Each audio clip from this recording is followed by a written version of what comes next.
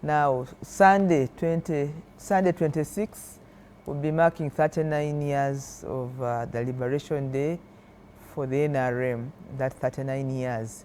One of the takeaways and achievements of the 39 years is the 1995 Constitution that was able to anchor in an arrangement that looked at fundamental human rights. Of course, the Bill of Rights and Chapter 4, but most important, the affirmative action articles of that Constitution that brings people like women to be able to participate in some of the most important fundamentals of our society, including governance, including opportunities. The 30%, they are third in training and education systems. These have had an incremental positive impact to the socio-economic transformation of our country, but most importantly, incremental in terms of the social strata, women, the youth, people with disability, you know, and other sections. So the inclusiveness of our society has had a qualitative and positive impact. And that's very important for the economy and for the development of the country. Now, if you draw back 39 years ago and you juxtapose before the 39 years ago, you'll find that our country, in terms of the different social segments of our society, there is a bit of bridging the gap of inequalities. There is a bit of bridging the gap in terms of inclusivity in our country. And that has spoken to laws, because beyond the Constitution, they have transited some laws and some policies that we find the equal institutions like the Equal Opportunities Commission. You find like even a cabinet ministry like Ministry of Gender, Social and Development, inclusivity in parliament and participation of people with disability, the youth, the women, all these quotas. The people talk about a big parliament, but this inclusivity and participatory governance of our country in a way has contributed to the stability of the country. We are here to talk about 39 years, but 39 years, but you may realize that from every corner of Uganda, there is really a semblance of stability which we did not have 39 years ago. From Koboko, where I was last week on Wednesday, down to Chisoro, where I was earlier this year when we lost elections, in the by-election in Chisoro, to where I come from. Actually, I also lost Sarah Mateke. We've lost people.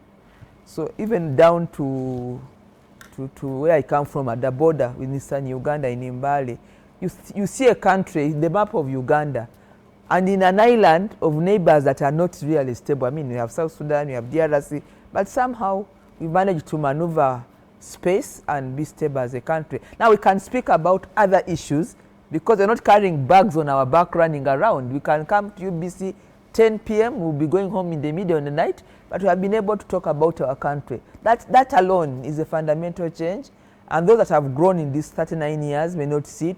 Our work is to tell the story, is to narrate this so that it is never again.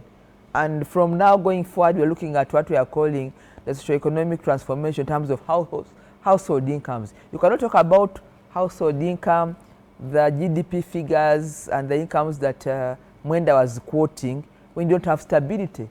So the fundamental change really that is a take home is the peace and stability of our country. Now we can talk about other tenets of a change because we are stable, we are peaceful in terms of conflict.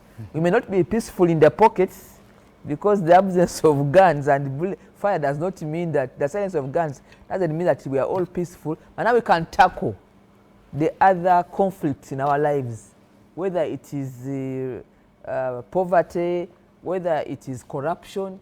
To me, that's a very big thing, that we can collect taxes and service delivery is still a big issue. For me it is, and I know that if we were to put all the little resources we collect as a country, we'll be able to balance the debt, but also do service delivery by doing due diligence and ensuring that there is value for money. That one, for me, every forum I have, we must speak to it because we chose to run the country ourselves.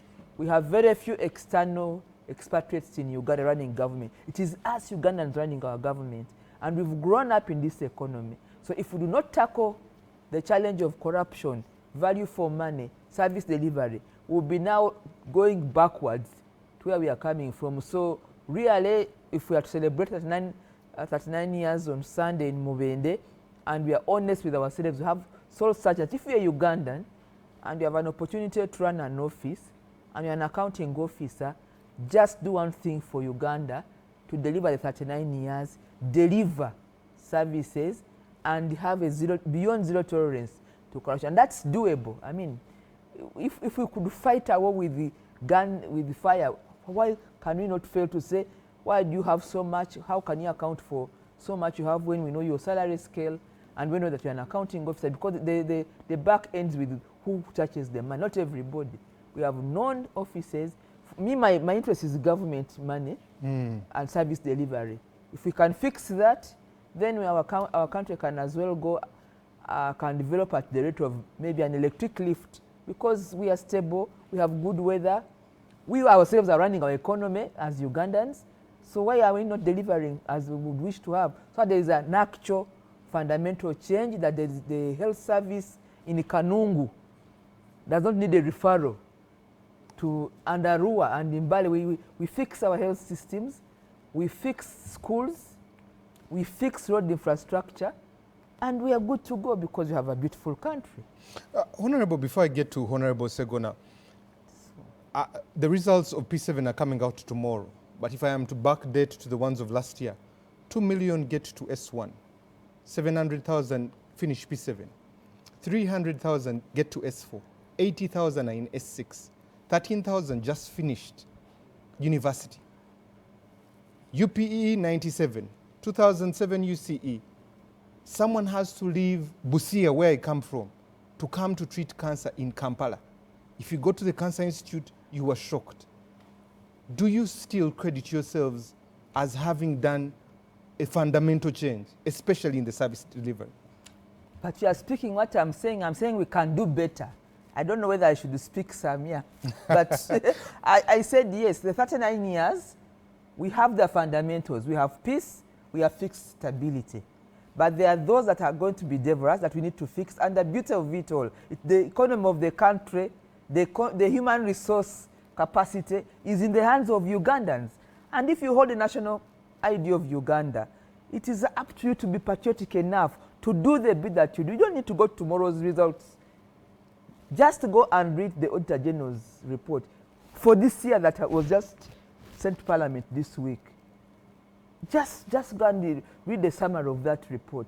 And all the report is about Ugandans running our country, running offices of our country. And you can see that we have gaps in due diligence, and we can do better. If we choose to fix our country, we can do better. We can really improve the gaps and reduce on the lamentations and be able to deliver. But I don't know how much there is a fire in the hearts of those that are in these offices, because not for every Ugandan, we are 45 million, but we have these almost hardly 30% of the country, these that manage at a political level, at a technical level, but also at supervisory level. If they can if they choose, like on Sunday, to say we live with the fire in our bellies from Mubende, just read the Auditor General's report and do the due diligence and track, we'll be able to fix the country. We don't have to think very far, leave alone UPE tomorrow, because the education sector is big.